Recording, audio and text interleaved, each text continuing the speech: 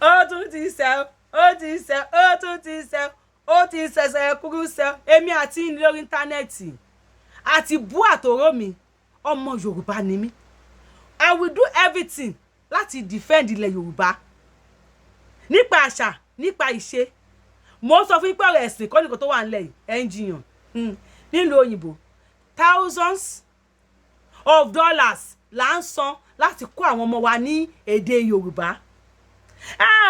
Obìnrin yìí àṣìbẹ̀rẹ̀ ìjàgbẹ́ ni àdìkíyàmọ̀ rẹ̀ yẹ̀yẹ̀wì yìí ẹ fẹ́ kéku. Wọn ò mísì àwa àtọ̀ Yorùbá ni wọ́n fi bí wa. You lie too much. Bring evidence. Mo ti gbé evidence dé o. Ẹ wá wo evidence ti wà ńlẹ̀. I will play the video for you. Ẹ máa gbọ́.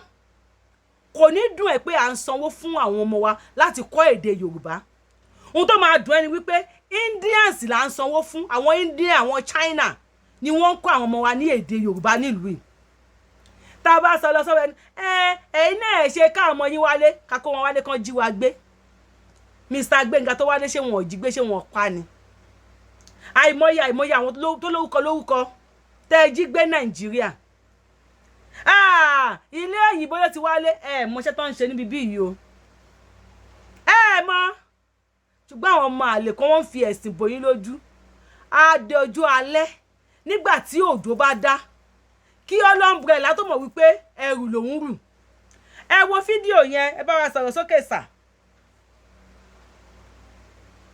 Yeah. Our own children. Our own speak children. Yoruba. They can't speak Igbo. For you to teach them, there's a screen at Tobico. Indians don't come. In Canada here. In Canada. Indians. Indians.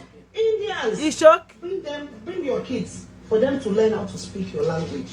Yoruba or Igbo. Yoruba or Igbo. Indians the one come. Indians. Ṣé ń gbọ́. They have the class. Ṣé ń gbọ́. And you are going to pay your money. Ilé yẹra. See, I saw so that be ti bá yín. Fẹ́ ká ọmọ yín máa ṣe dé yín. Bọ́dà Yomi ti bí. So ṣé ń gbọ́. Àwọn Indians, foreigners ló kọ́ àwọn ọmọ yín lédè yín, either Yoruba or Igbo. Foreigners, Indians ló kọ́ wọn lédè yín ní Canada mi báyìí. Are we in a deep shit?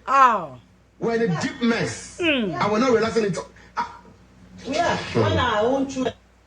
Ẹ ti rí Yomi Fashlanso lẹ́ ń wò yẹn. Nigerian actor tó jẹ́ ọmọ Yorùbá gidi. Ẹ rí bí màá yẹn, ẹ rí bó ṣe feel. Inú bí dé wípé ó padà di akálòlò bí Yorùbá wuyì. Níbi tí inú bí dé, inú ẹ̀ padà rú.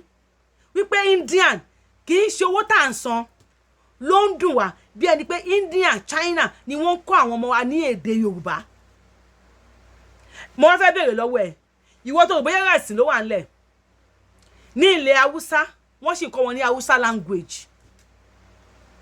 Ní ilẹ̀ Igbo, wọ́n sì nínú curriculum wọn ní school, wọ́n sì kọ́ wọn ní Igbo language. Ní ilẹ̀ Yorùbá, kí ló yọ Yorùbá language kúrò nínú curriculum wa? Kò tí yé, kò tí clear. Ṣé kò tí clear sí ẹ? O tí mọ̀ wípé ọ̀rọ̀ tó wà ńlẹ̀ ò kì í ṣọ̀rọ̀ ẹ̀sìn. Kò tí yé dáadáa. Ó máa tó yé ẹ, ojú ẹ̀ á tó clear. Nígbà táwọn Indian tí wọ́n mọ iyì Yorùbá, China tó mọ tó ń jẹ́ Yorùbá language tó bá wá sílẹ̀ Yorùbá tó bẹ̀rẹ̀ sí ní kọ́ yín ní èdè yín torí ẹni padà gbọ́mọ̀ o èdè elédè lè máa sọ.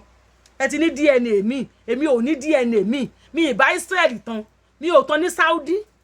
Yorùbá ni DNA mi. Yorùbá ló ní ghost DNA. Yorùbá ni DNA mi. Ghost DNA tó túmọ̀ sí pé bóyá àwa gan lọ́lọ́run kọ́ dá sáyé. DNA wa ò link mọ́ anybody. Ó ń dùn yìí, ó yá kọ́ síbẹ̀. Rere rú yìí, aláwọ̀dí lọ́rù yìí, òsèré ìwò yìí, tí a padà ta. Tí a padà ṣe kí ni? Come back home. Home wo náà come back. Ẹ jí wa gbé. Ebi mo ti post kan pé máa bọ̀ àwọn tí wọ́n fẹ́ pa ọ́. Àwọn tí wọ́n sọ fún gan, wọ́n ti pé kò láṣìírí. Ẹ wo Yorùbáwùyí lórúkọ mi. Yorùbáwùyí ni mò ń jẹ́. I am the one and only Akalolu of Yoruba nation. adáwọn of Yorùbá land ọmọ jọmọ lọ kò pé méjì ya olóyè rẹpẹtẹ lórí íńtánẹ́ẹ̀tì tí yá padà yẹ ni o ìran Yorùbá ò ní parun ìran Yorùbá ò ní parẹ́ àfi títí ń bá máa ta òun nìkan ló kù mo ń lọ mo tún bọ̀ wá báyìí.